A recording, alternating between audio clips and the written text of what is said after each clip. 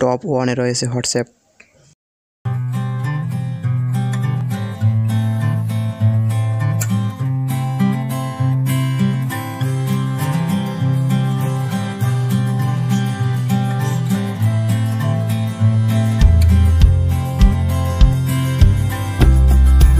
ফেসবুককে পেছনে ফেলে টপ 2-এর স্থান দখল করে নিয়েছে টিকটক।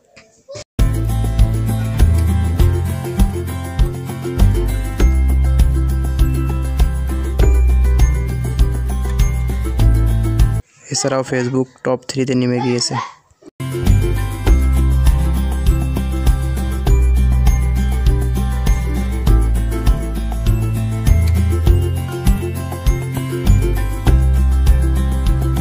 বরাবরের মতো টপ 4-এ রয়েছে মেসেঞ্জার।